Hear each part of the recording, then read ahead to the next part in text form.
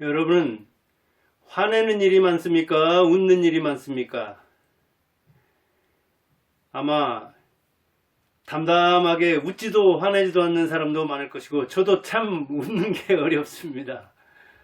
화는 아주 자연스럽게 본능처럼 잘 낼 수 있는데, 크게 웃는 것은 생각해보면 진짜 웃어야 할 자리에서도 잘 웃지 못하는 겁니다. 어찌 보면.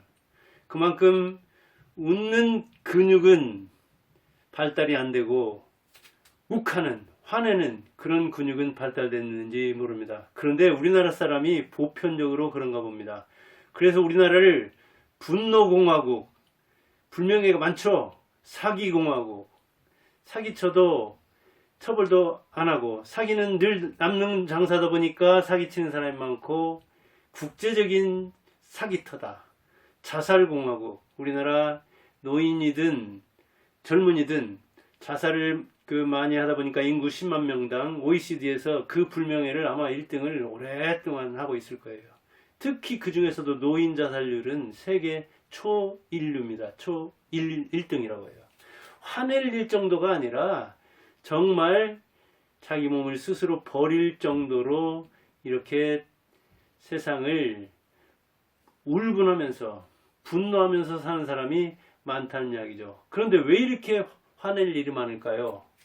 국민 절반이 무려 장기적인 울분 상태로 산다는 연구 결과가 나왔습니다. 국민 절반이 장기적인 분노 상태, 울분 상태로 살아간다는 겁니다.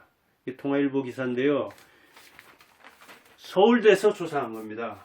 유명순, 이름이 유명한 순이, 유명순, 서울대 보건대학원 교수 연구팀이 성인 남자 1024명을 대상으로 조사를 해봤습니다. 그런데 조사 내용이 뭐냐? 한국인의 울분과 사회 심리적 웰빙 관리 방안.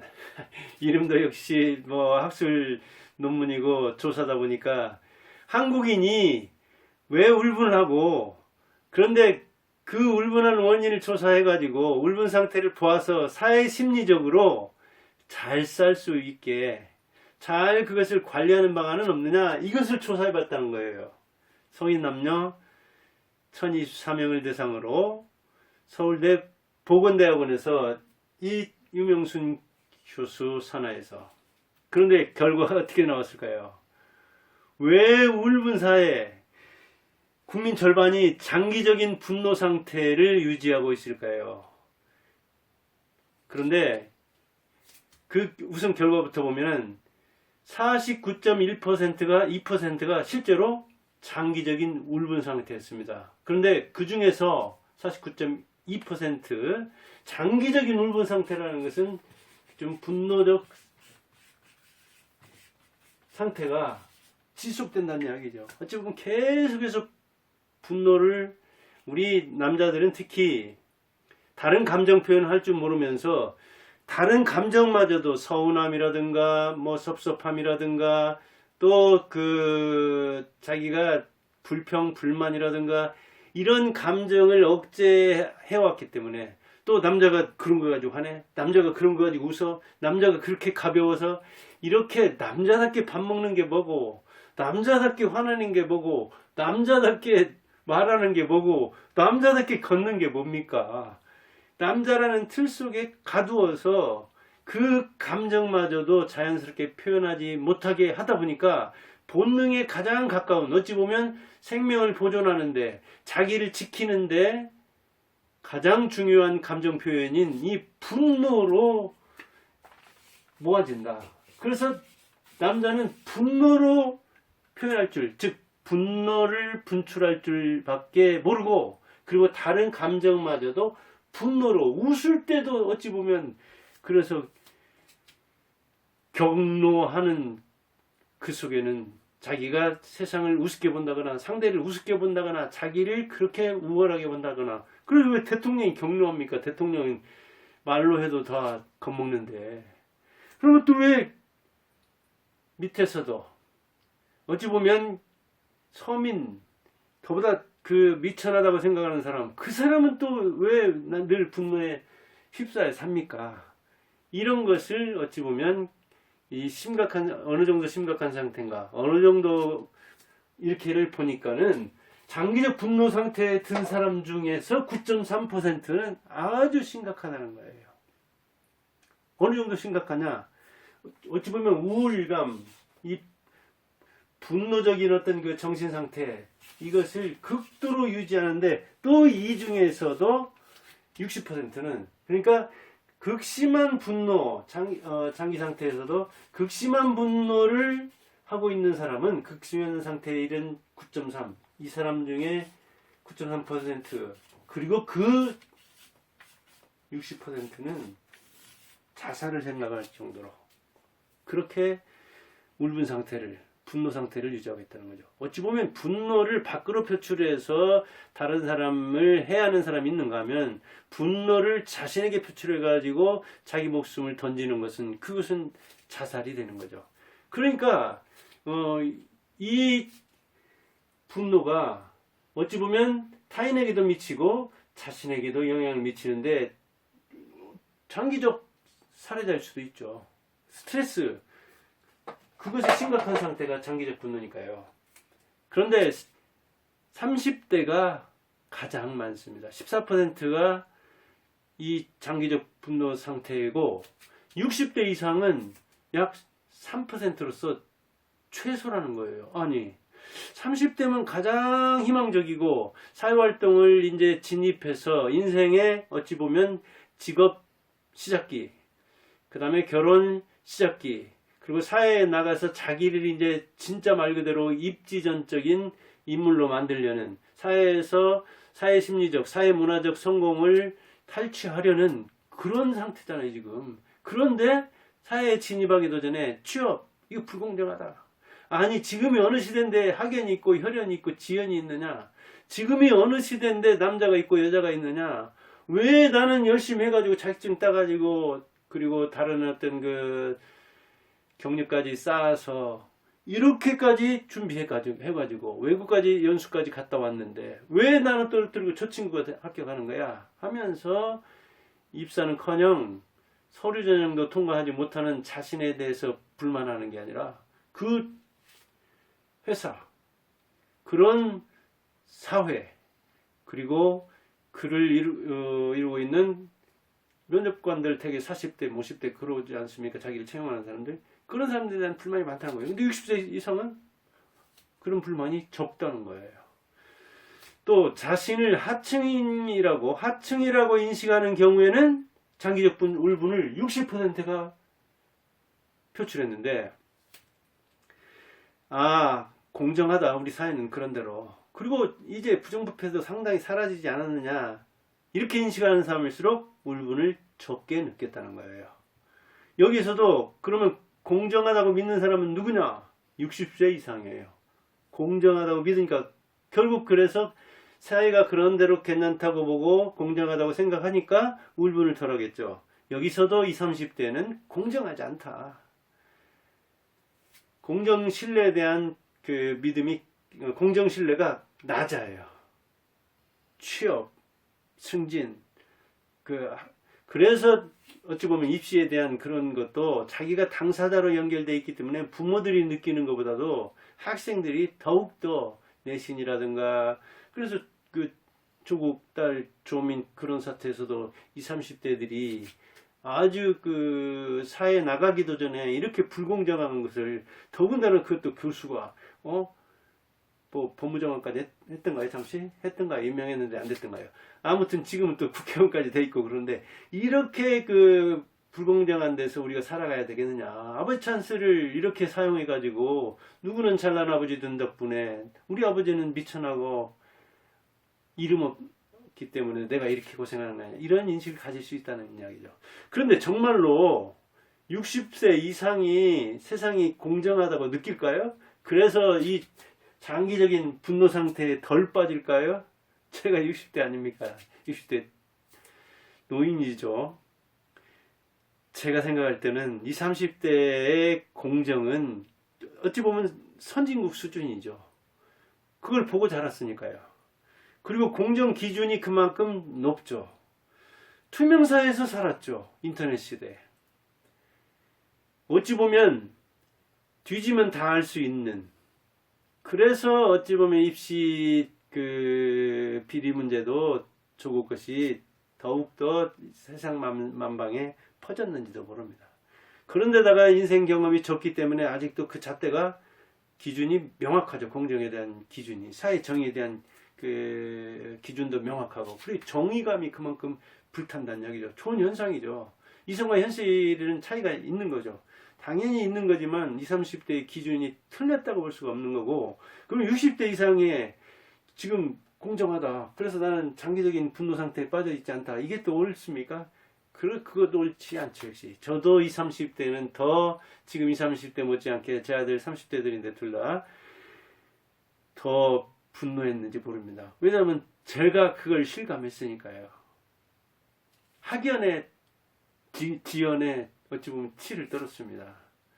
제가 지금 사는데 전라북도 전주잖아요. 여기 폐쇄적입니다. 한옥마을 있다 해가지고 사람들이 많이 왔다, 여행객은 많이 왔다 갔다 하는가 모르지만 사람들이 많이 왔다 갔다 하면서 거주하지는 않습니다. 즉 거주를 통한 이질적인 집단이 아니라고요. 서울이나 경기는 어떻습니까? 각도에서 다 모였잖아요. 사실은 대한민국이라는 땅 자체가 손바닥 많은데 거기서 남자다 여자다 전라도다 경상도다 따지는 것 자체가 우습죠. 그런데 조선시대 같으면 팔도로 해서 넓기라도 했죠.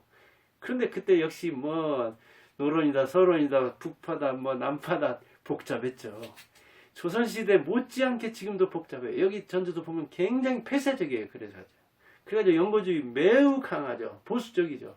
사람들이 동질적이다 보니까 어찌 보면 일어났던 그 장기적인 분노를 품을 이유가 많습니다. 저도 그랬다니까. 대학 다닐 때도 보면 무슨 동문 위주로 페스티벌을 한다느니 무슨 모임 같은 것도 전부 다 끼리끼리 그냥 하는 거예요. 여기도 정치도 그러잖아요. 여기 전라북도고 전주잖아요. 정고가 지금 여기 이성윤이네 정동영이네 지금 지사는 군산 출신인가? 적어도 이건 군산, 익산, 전주 이쪽에서 거의 꽉 잡고 있습니다. 김제 이런 데서 정읍 넓히면 그러지만 좁히면 전주. 그 중에서도 고등학교 하면 전고. 전주고는 어찌 보면 옛날에는 제가 지금 58년생인데 저 때도 시험 봐서 들어갈 때거든요. 저 바로 뒤에까지 그랬던가요? 아무튼 전고가 그래서 이제 지방 명문으로서 이렇게 이름이 날 정도니까 전라북도에서는 어찌 보면 꽉 잡고 있는 측면이 있죠, 정치랑. 그런데 그 친구들 어찌 보면 거기에 이렇게 뭉쳐가지고 자기들끼리 똘똘 뭉쳐가지고 어찌 보면 동문회 하듯이 도라든가 이렇게 그 정계 같은 데 운영하는 측면이 있죠. 그러니까 다른 학교 저처럼 이렇게 지방 같은 데서 초중고까지 다 나온 사람이 볼 때는 정말 어찌 보면 저 친구들이 한심하기도 하지만 그 친구들은 그게 자기에게 이득이 되니까 붙들고 사는 거예요. 그래서 저도 이제 이렇게 하고 나면서 이제 석사 박사까지 하면서 전라북도에서 이렇게 좀 옆으로도 보고 그랬잖아요. 그런데 교수 사회든 어느 사회든 보면은 그렇게 뭉쳐 있는데 고등학교 동문을 죽을 때까지 붙들고 있는 사람들을 보면은 우리 고등학교는 거의 서로 상호 보완적인 속성이 없어서 상생 의미가 없어서 그런지 거의 동문회라는 것도 개념도 없습니다. 그런데 먹잘게 있는 사람들은 다 동문이다 그러잖아요. 그래가지고 부부간에 죽을 때까지 여행 다니고 찍어 보면 제가 볼 때는 그 틀에서 사는 그 좁은 동굴에서 사는 그들이 불쌍한 측면도 있거든요. 그런데 어떻습니까? 우리나라에서는 그런 연고가 이렇게 작동이 되잖아요. 그러니까 그런 걸 보면서 젊을 때는 분노했지만 이제 40대는 어느 정도 포기 내지 수용하고 그다음 이제 50대 60대 되면서는 오히려 이제 내 강점을 길러야지. 내가 없는 그거 하겠다고 상사들 쫓아다니면서 어떻게 하고 취미 활동 해주고 운동할 때 따라가고 가방 들고 다니고 그런 게 무슨 소용이 있느냐. 없는 내 이 학력을 세탁하기 위해서 그 연고를 만들기 위해서 썩은 동아줄 만들고 무슨 시원찮은 내 이력 세탁 경력 세탁 해가지고 그럴 게 아니라 내 장점을 그래 지금도 집단과 계급에 빠져 있는 이 영고주의 폐쇄적인 저 친구들 그래요. 그렇게 생각하다 보니까 60대 되면은 이제 세상이 공정하다고 생각하는지 뭐예요. 한마디로 20, 30대의 이 순수한 정신이 퇴색돼서 60대에는 타협해서 그런지도 모르죠. 아마 그런 속성도 꽤 있을 거예요. 그리고 저처럼 이렇게 그냥 변신해가지고 그래? 그걸 뒤집어서 나처럼 오히려 이렇게 독불장군이랄까? 연고 없는 것을 강점으로 한번 이용해보자. 그래 어쩔래 나 삼류다. 아니 사류다. 만류다. 어쩌려고? 한번 이름이 붙어볼까? 너 혼자 나와. 한 놈만 패라고 했잖아요. 그런 것도 어찌 보면 작용했는지 모르죠. 그렇게 분노할 게 아니라 스스로 그것을 이용해서 한번 써먹을 필요도 있는 거죠. 그래서 20, 30대 젊은 사람들이 노인들 못지않게 스스로 목숨을 버리는 걸 보면 굉장히 안타까워요. 여기서도 보면 이제 그 자살하는 사람들의 대다수는 97% 그랬네요. 97%는 어떤 식으로인가는 신호를 보낸다는 거예요. 뭐 무기력을 얘기한다든가 허무함을 얘기한다든가 죽음이나 자살에 대해서 언급한다든가 아니면 세상에 대해서 아주 극심한 분노를 나타낸다든가 아니면 자기 스스로를 극도로 비하한다든가 이런저런 신호를 통해서 또는 어떤 안 하는 행동을 통해서 안 하던 말을 통해서 이게 이제 심리부검이라고 하는데 자살자들에 대한 어떤 심리를 부검하는 것 뒤에 추정하는 거기 때문에 뭐 사실은 유서를 남기는 경우도 적고 그런데 그런 신호를 알아듣는 사람은 주변에서 신호를 알아듣는 경우는 한 24% 즉 4분의 1도 그 소리를 들은 바로 인근에서 그 소리를 들은 사람의 4분의 1 정도가 그 신호를 죽은다면 그 친구가 그런 말 했지 그렇게 행동했지 아니 엉뚱한 죽으려고만 뭔 행동을 한다고 하더니 그랬지 이렇게 이제 자기가 그런 거야 그게 신호였구나 그런 신호를 대개는 보내 그러니까 죽는 사람의 대다수는 보내 거의 97%니까 거의 모두가 이 스스로 목숨을 버리려고 할 때는 목숨을 버리는 게 아니라 세상을 버리는 거예요. 세상을 버리려고 할 때는 이야기를 하는 거예요. 주변에. 근데 주변에서는 그것 못 알아듣는 거예요. 그러니까 어찌 보면 화가 나죠. 자기 마음을 평소에도 몰아주는데 죽을 때 마지막 유언 같은 이야기를 해도 못 알아듣는 거예요. 세상에 알아듣는 사람이 없는 거예요. 그러니까 부모, 형제라든가 이 아주 가까운 사람 그 중에서도 4명 중 1명 정도가 신호를 캐치할 정도로 그러니까 어찌 보면 적극적으로 분노를 표출하고 자기 의사를 표출하지 못하면서 우리는 이렇게 감정을 죽이는 민족이다 보니까 아까 남자 얘기처럼 이 낼 줄 아는 감정이 분노밖에다 특히 남자애들은 그런 이야기를 할 정도예요. 이것도 이제 뭐 학자들의 주장인데 뭐 그럴싸한 측면이 있어요. 욱할 줄 알고 화낼 줄만 알지 어찌 보면 웃을 줄도 모르고 분노를 말로 표현할지도 모르고 분노의 현장을 떠나고 분노의 대상을 떠나서 자기를 시킬 줄도 모르는 그런 어떤 그 분노살인이랄까요? 근데 그 분노살인은 노인층에서도 일어난다고 해요. 그 대상이 자식일 경우도 있다고 해요. 특히 그 자식이 취업도 못하고 자기한테 자기 죽을 때까지 자기한테 의존하는 그런 모습을 볼 때 그 대개 자식을 정말 죽일 만큼 이렇게 분노하게 된다고 하고 실제로 그런 분노 그 자식 살인을 하는 예들도 가끔은 있습니다. 요즘은 이제 뭐 폐륜 범죄든 그런 어떤 분노 범죄든 보도가 잘 안 돼서 그렇지. 그래서 오늘은 참 어찌 보면 이 열날 일이 많죠. 날 덥고 그러니까 자동차에서 내는 이 열기 또 에어컨 저도 올해 참 어찌 보면 살면서 제가 학원 할 때는 날마다 에어컨 속에서 살았지만 집에서는 올해처럼 에어컨 많이 틀은 적도 없는 것 같네요. 뭐 거의 한 보름 이상 열대야가 뭐 한 달 가까이 되는데 이렇게 열기를 에어컨에서 뿜어내죠. 자동차에서도 뿜어내죠. 사람이 날씨에 화낼 일이 많은 것 같은데 화를 되도록 안 내고 웃으면 좋죠. 한 번 웃으면 한 번씩 젊어진다고 하잖아요. 한 번 화내면 한 번씩 늙어지고 일로 그 말처럼 여러분들도 웃는 일, 이 분노공학을 이 미소공학으로 만드는 일에 힘써서 다른 사람에게도 미소가 전파되도록 하기를 바랍니다. 감사합니다.